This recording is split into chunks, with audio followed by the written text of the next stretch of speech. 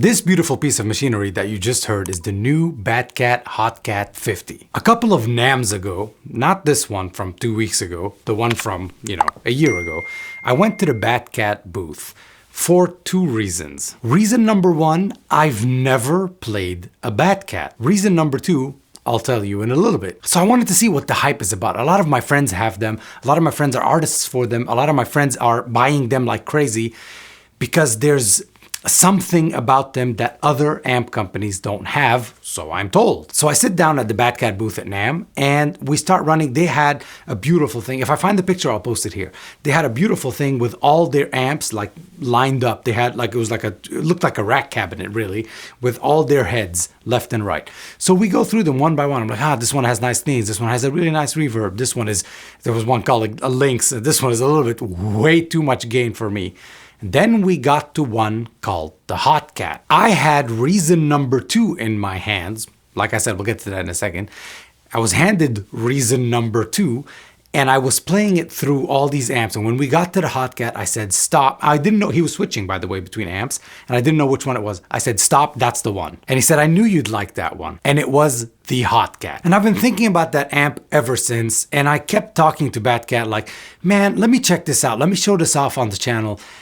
And they said, wait, what am I waiting for? This is the Hotcat 50. 2? This is version 2, a revision 2, Mark 2, whatever you want to call it. They just improved upon the older one. 20 years of doing this, you learn a thing or two, and they took that thing or two that they learned, because this is an older model, they learned a thing or two, and then they improved upon the circuit of the Hotcat. Everything I love about the old one is still here. It's a 50 watt amp with 2 EL34s and 4 12AX7s. It's a 2-channel amp, but I like to think of it as a 4-channel amp. I'll explain that in a little bit. What have we got?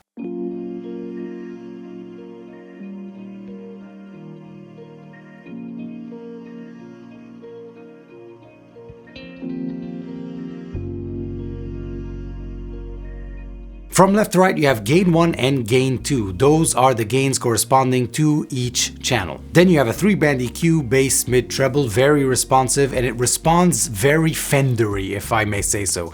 It's the voicing of this amp has nothing to do with Fender, but the EQ of it reacts that way.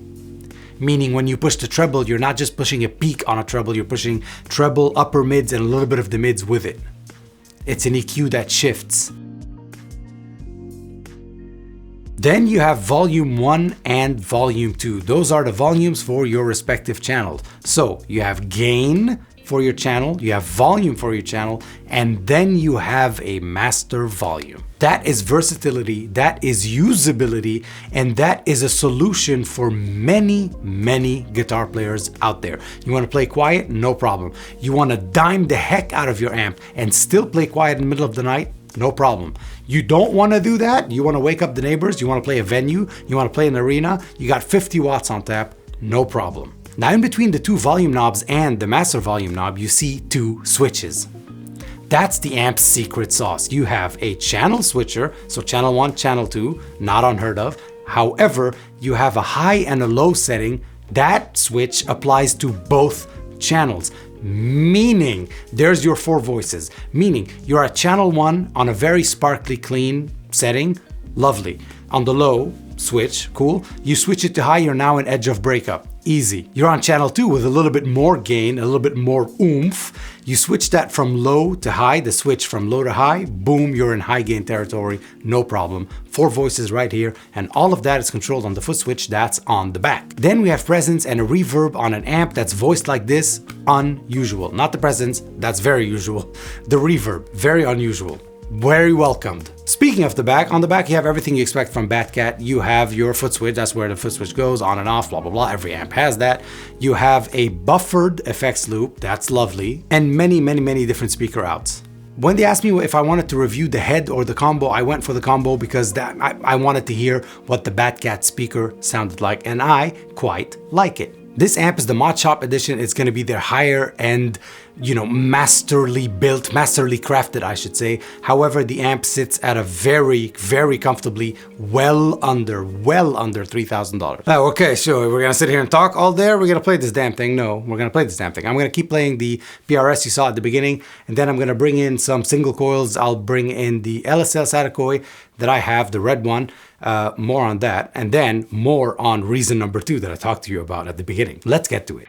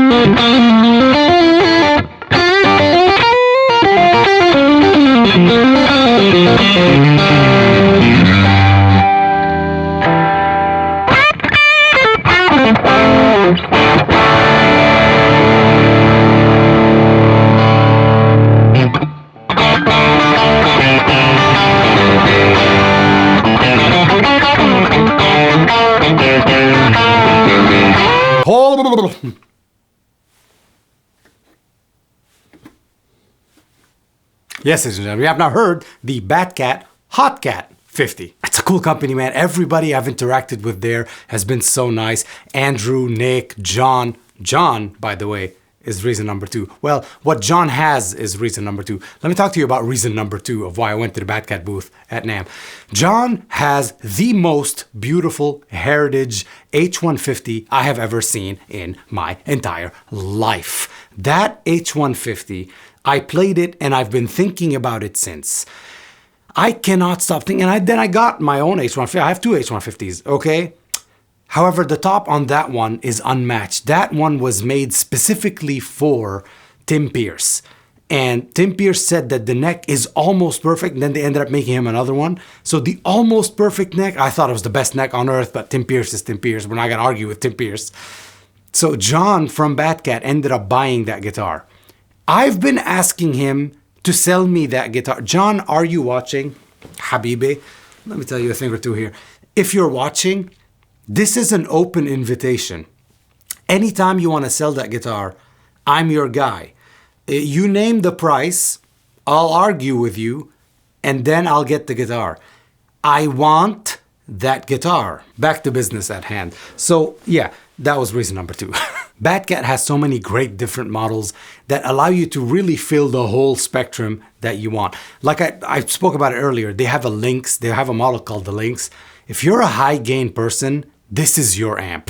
They have one called the Batcat Black Cat. That one is more clean, more chimey, more, I don't know, voxy maybe perhaps. I don't know if it's voxy, but you know, it's very chimey, it's very open, takes pedals lovely. It's a great company to talk to, it's a great company to know. And if you don't know them, please follow them on Instagram, Facebook, whatever, TikTok, I suppose, anything you want to be on, follow them on there. They're really nice people. If this is your first time on the channel, welcome. If it's not, welcome back.